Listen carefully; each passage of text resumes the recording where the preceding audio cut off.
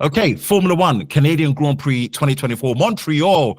Please, TeeKay, give us the quick lowdown and let's get into this one because this was a race. Ben, honest truth is there is no quick rundown for this for you because this was a very exciting race and it very had good me race. busy. Yeah. I couldn't take my eyes off the screen. At every given moment, there was something happening. But let's go. First corner, Russell kept it well under control. Daniel Ricciardo had what we thought was a bit of a false start, which he later on got a 5-second penalty for. Perez and Gasly had contact in that second corner, and right away it was very clear that it was the guys that had taken the risk. The Haas guys, they had the better tires, intermediate, and immediately it looked like it was too wet for the intermediate tires. In the first lap, Carlos missed turn 13 and 14, and lap number 3, K-Mag was in 5th position, having made his way all the way from 14th. At that point, both Haas drivers had made a total of 17 overtakes. Looking very good. And lap 4, Leclerc showed the first hints that he had engine issues, whilst Russell was in full control with a maximum with 2.7 seconds between himself and Max Verstappen, who was second. And in roughly lap 9, Logan went off track for the second time. And lap 10, we were starting to see a dry race line, and Max was actually shooting those fast laps, and Hülkenberg was creating a Hülkenberg train. And we started to get mixed messages regarding the weather changes and when people were expecting the rain to come around. And in lap 17, Max Verstappen went off turn 1, keeping his position, but having to defend from Lando Darren onwards. And in lap 18, for the first time, DRS was enabled, and Alonso and Hamilton started their battle for 5th. I'm gonna cut in right there and I want to start it from a different place. T, what is it about these old cats that always get into mid-table beef? Please tell me. what did I say when we were watching it? It's like Grandad and Stink Meaner from the Boondocks. Those who know, you know. It's like there's a race happening at the front. Oh my! And these old dudes are just sat in the middle causing traffic. It's like someone was doing the new shoes dance. I can tell you, new shoes. That's what was going on in there. Alonso and Hamilton. Alonso is just stubborn. They always get into this form of altercation and stuff. And I mean, I'm just gonna say this was a race.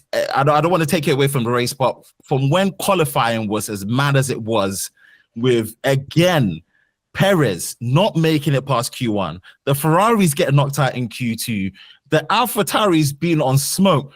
Whatever they put in Russell's car for it to be doing what it was doing, especially the straight line performance, and it was just I don't know. And then we get to this race was mad. I mean, like Mario Kart. Just call it what it is. Mario Kart 9, not 8.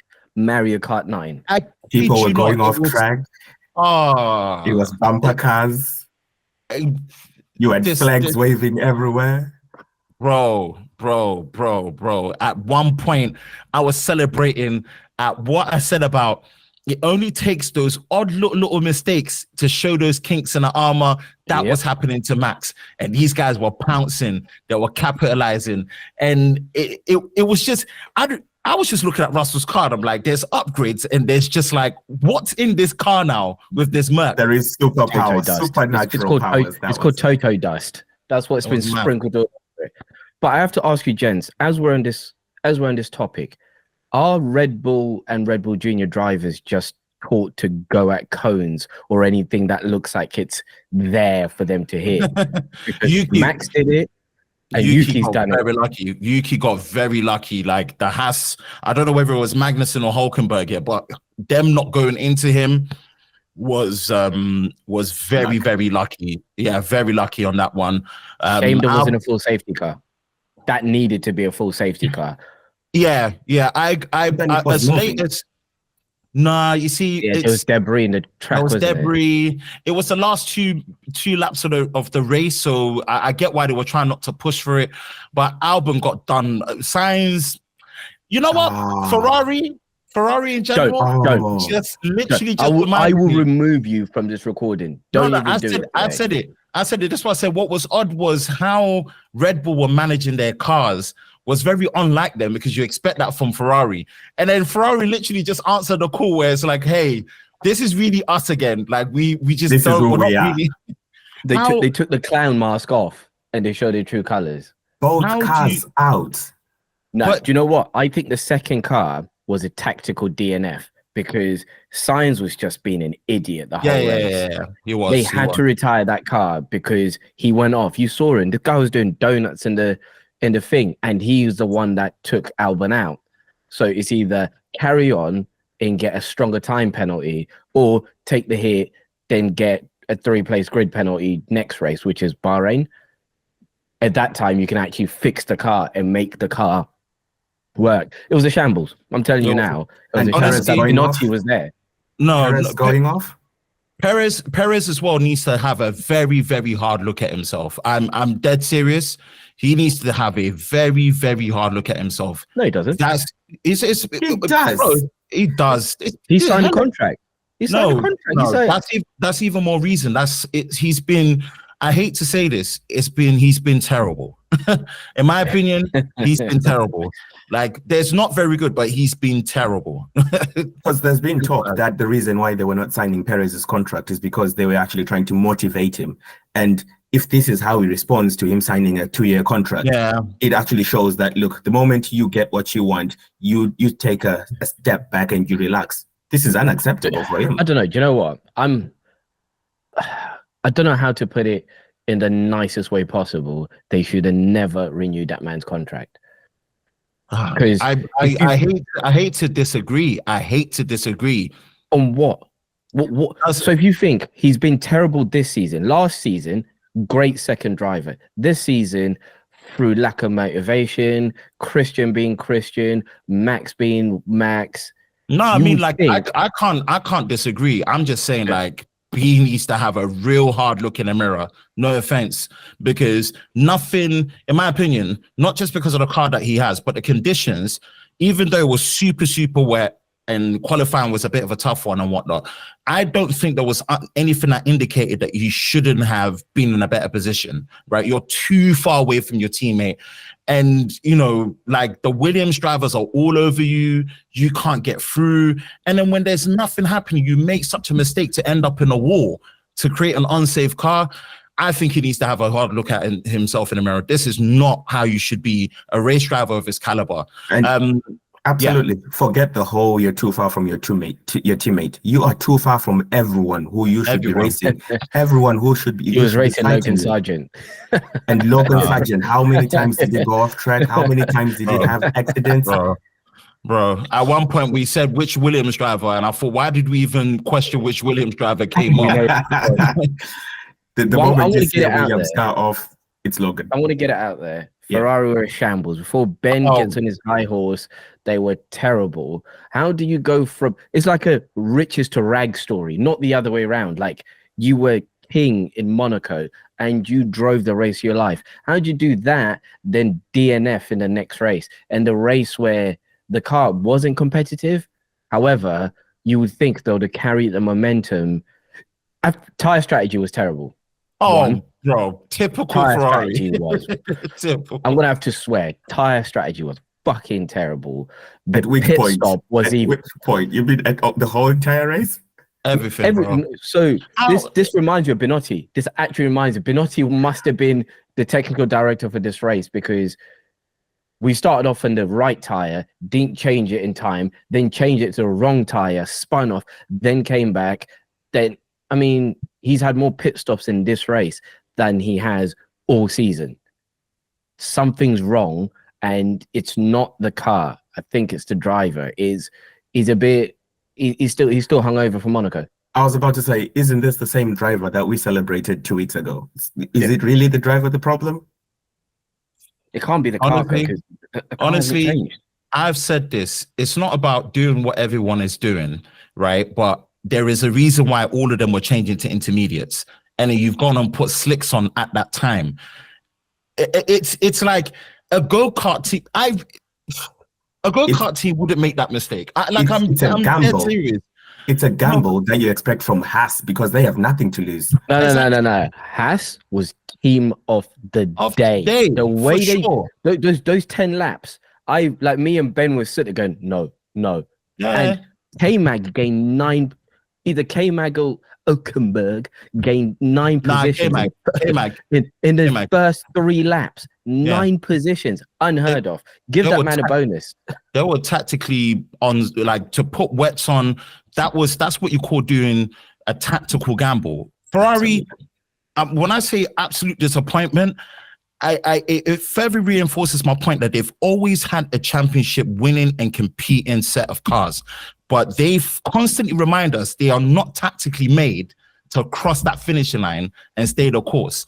Let's now move away from that for a moment, go back to Russell.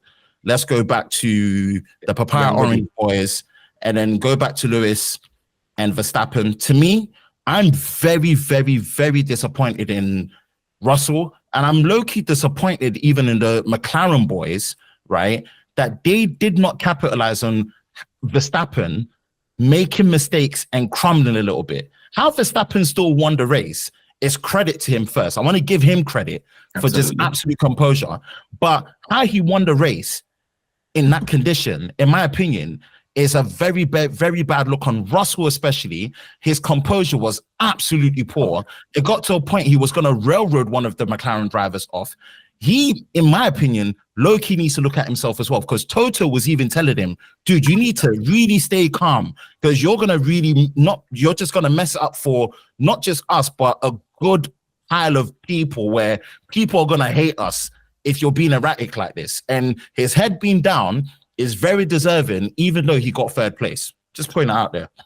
So let me chime in right there and say, again, credit to Max. He did what any tier 1 Formula driver would do. He struggled.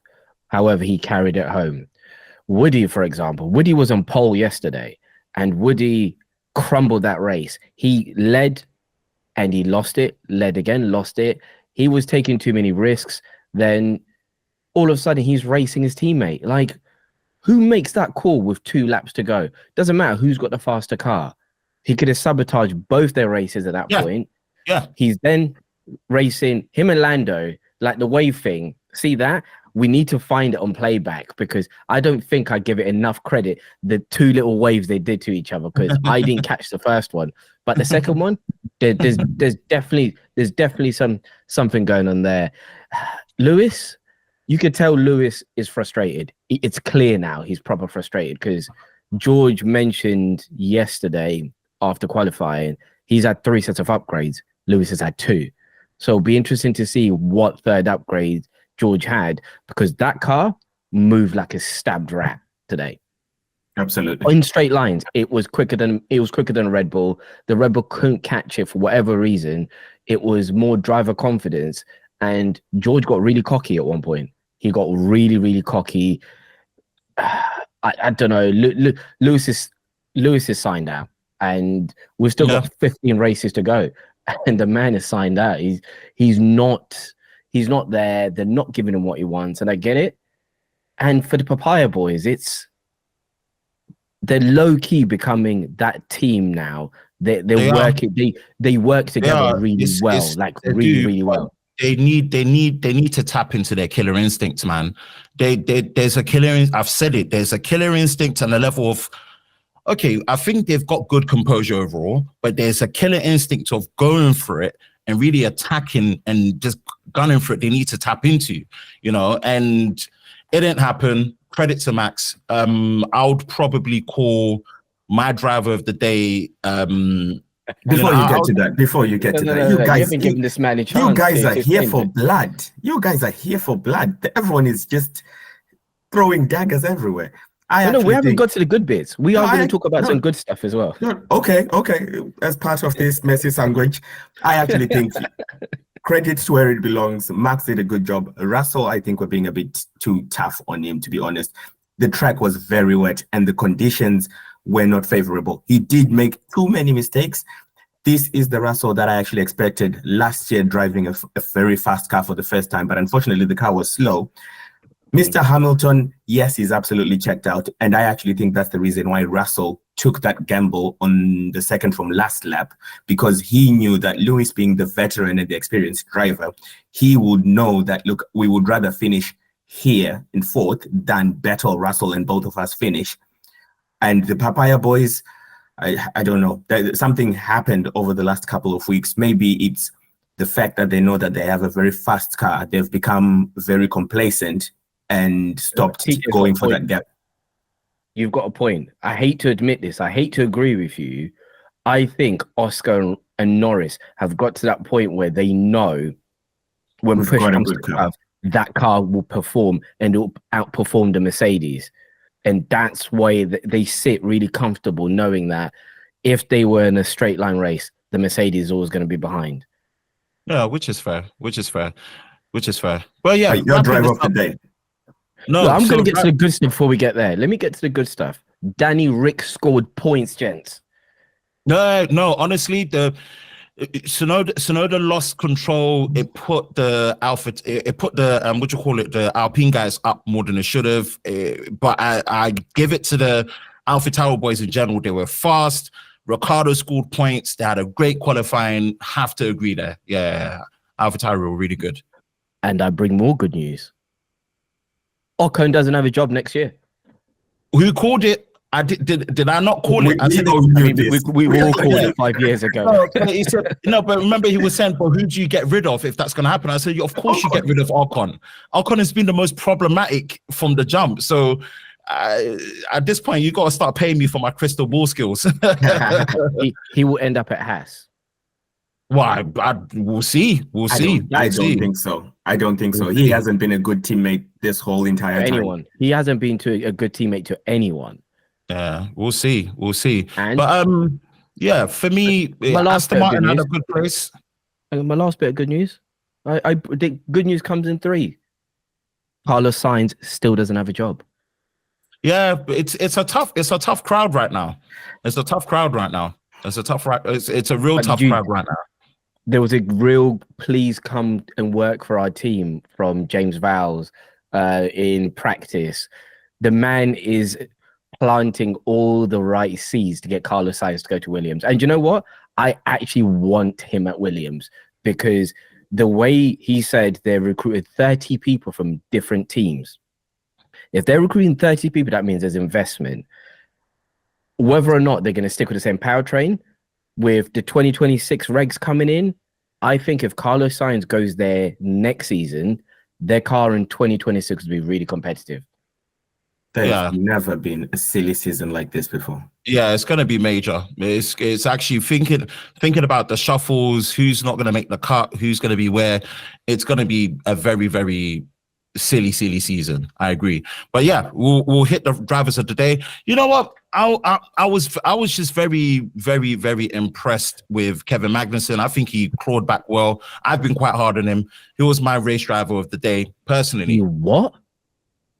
I've been very harsh on him. I've been very harsh on him. Well, as in him being my driver. He was very good. He was very good. He made good moves. And I've been very harsh on him the past set of races, rightfully so. So I like a good redemption story where he came up. Well, I'm giving it to K-Mag for me personally. TeeKay? Things were going very well for Alex Albon before the very end. And he was actually going to be my driver of the day. And I think it's only fair that I actually choose someone who finished the race. So for that reason, I'm just going to go with Danny Rick. He's had a very tough time, and it's good to see him actually step up. Yeah. How about you, TC? So it was going to be Danny Rick, but then you picked him. However, the one driver that's impressing me race on race currently, his racing IQ is improving, his driving's improving, he's taking more risks. Mr. Norris, he is, bro. At one point in this race, he had a 20-second head start. Well, he had a 20-second lead, and if it wasn't for the tires being cold and him oversteering him, he could have won the race. So for me, just for the fact that they were telling him, come in, he's going, no. I want to cook these tires and give myself enough that if I pit and we cock up the pit, I can still come out in front. For me, it has to be Norris. And I actually want to see him in the top 3 in the Drivers' Champion now. He deserves I feel it. I feel it. And I guess that is our highlight wrap up here at Lover of Cars for the Canadian Grand Prix, Montreal 2024. Obviously, we do have the next race, which should be the Spanish Grand Prix on the weekend on the 21st to the 23rd. So watch out for that as we do our reactions for it. Make sure you like, subscribe, and turn on notifications so you don't miss any future reactions and live updates, all things related to cars and Formula One for us guys over here. We will catch you in the next one, of course. Peace. Peace.